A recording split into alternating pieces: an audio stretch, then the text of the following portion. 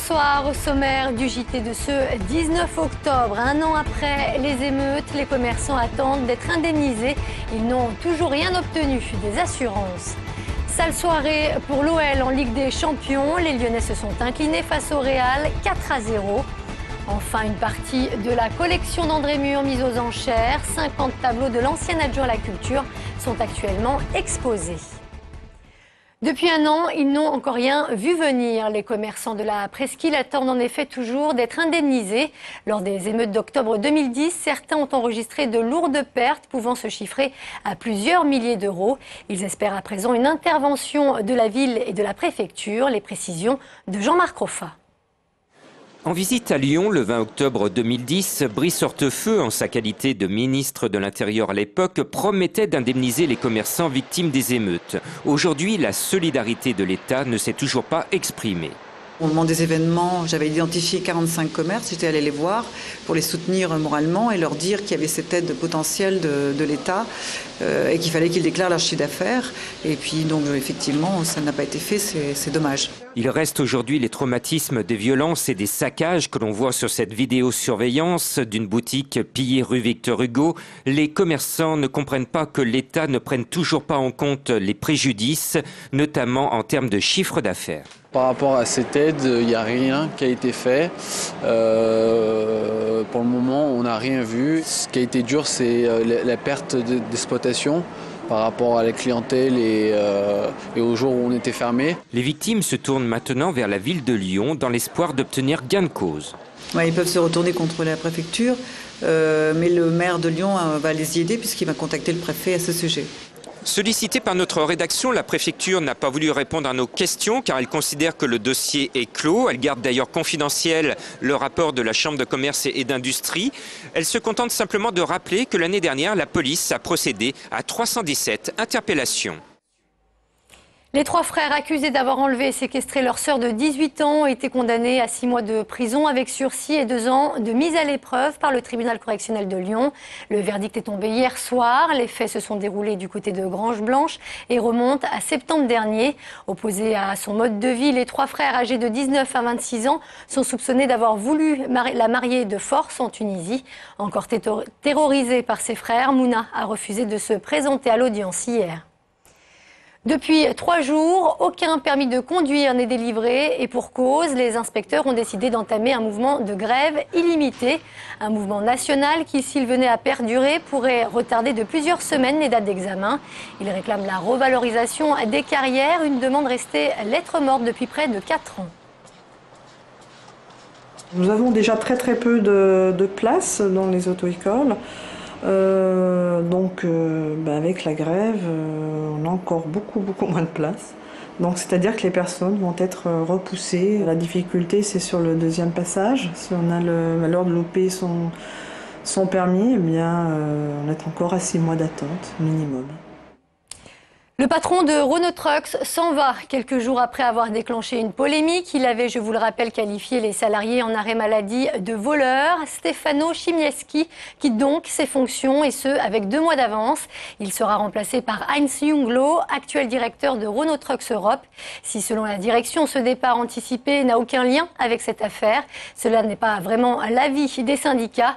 Un comité central d'établissement est prévu le 1er novembre prochain. En basket, en attendant la rencontre face à Gravelines et l'arrivée surtout de Ronny Turiaf, Tony Parker, lui, prend à ses marques. Le nouveau meneur de jeu Villeurbanais vient d'effectuer un dernier aller-retour pour San Antonio. À son arrivée, il nous a accordé une interview exclusive dans laquelle il livre ses premières impressions, ses objectifs avec le club, mais aussi sa vie en dehors des terrains. Un entretien réalisé tout à l'heure à l'Astrobal. La ville de Lyon, alors est-ce que vous la connaissez un peu ou pas du tout? J'apprends à la connaître. C'est vrai que j'ai été agréablement surpris. Je savais que tu pouvais très bien manger, ça je savais. Mais la mentalité des gens, la ville en elle-même, il y a pas mal de choses où j'ai été bien surpris, donc je suis content d'être là. Il y a de la place dans cet emploi du temps surchargé pour une vie avec les copains, une vie amoureuse? Bien sûr. Après, c'est à toi de bien gérer ton emploi du temps.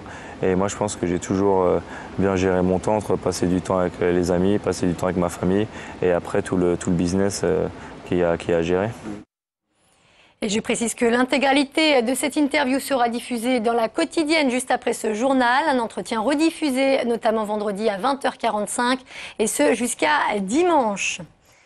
En Ligue des Champions, le Real décidément trop fort pour l'OL. Hier soir, les Madrilènes ont littéralement écrasé les Lyonnais à Santiago Bernabéu, 4-0. Le match retour à domicile le 2 novembre s'annonce donc déjà compliqué. Félix Thomen.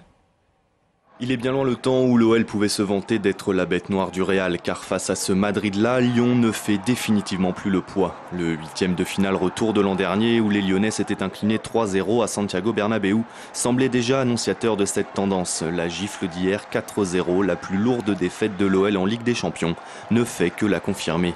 Mené au score dès la 19e minute grâce à un but de Karim Benzema, et malgré quelques tentatives du duo Bastos-Gomis, Lyon n'a tout simplement pas existé. Incapable de conserver le ballon, étouffé par la pression madrilène, l'OL n'a cadré qu'un seul tir de toute la rencontre. Si la qualification pour les 8e de finale reste accessible, la première place du groupe D s'éloigne pour les joueurs de Rémi Garde. À égalité de points, 4 avec l'Ajax d'Amsterdam, l'OL peut difficilement prétendre à mieux qu'une 2e place. Il s'agit maintenant pour les joueurs de se replonger dans une Ligue 1 où ils sont 3e, et ce dès dimanche sur la pelouse du champion de France en titre Lille, autre battu d'hier soir. Fermée depuis 3 ans, la piscine des gratte-ciel a rouvert ses portes lundi. Une réouverture qui s'inscrit dans le cadre de la fin des travaux au TNP. Le bassin construit il y a près de 80 ans a été entièrement recarrelé, les vestiaires agrandis. Au total, l'opération aura coûté près de 2 millions d'euros. Elle a été mis en conformité pour tout ce qui concerne la sécurité, pour tout ce qui concerne l'hygiène. Maintenant, dans une piscine, on doit avoir la partie pieds secs avec ses chaussures, pieds humides quand on les a enlevés. On ne doit pas mélanger les deux zones. On a refait des vestiaires. Avant, il n'y avait qu'un vestiaire. Maintenant, il y a 2 vestiaires. Et puis, cette piscine n'était pas accessible pour les handicapés. Aujourd'hui, elle est accessible pour les handicapés.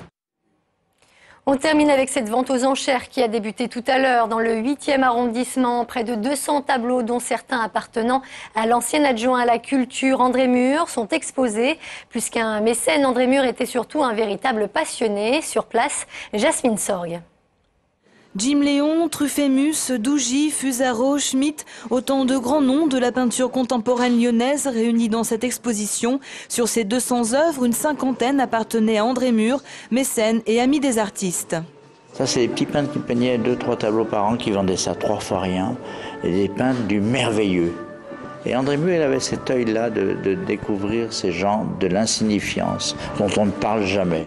Au final, des œuvres très éclectiques, plus ou moins proches de l'école classique lyonnaise, représentatives d'une époque. L'intérêt, c'est de pouvoir avoir le goût personnel d'un homme et aussi, on va dire, un petit peu la photographie sur la peinture et sur les œuvres lyonnaises des 20 ou 30 dernières années. Connaisseurs ou simples amateurs se sont rendus sur place en repérage dans la journée, certains attirés par de simples noms. Le peintre Clodieux Chanel, je l'ai bien connu et puis je lui avais acheté pas mal de tableaux. J'ai 2 tableaux qui me plaisent, un pas cher et un très cher, donc voilà. Après, il faut toujours avoir des envies. Traduction des œuvres estimées entre 50 et 10 000 euros. Elles seront toutes dispersées ce soir à la suite de la vente aux enchères. Et c'est la fin de ce JT. Merci de nous avoir suivis. Passez une très bonne soirée sur TLM.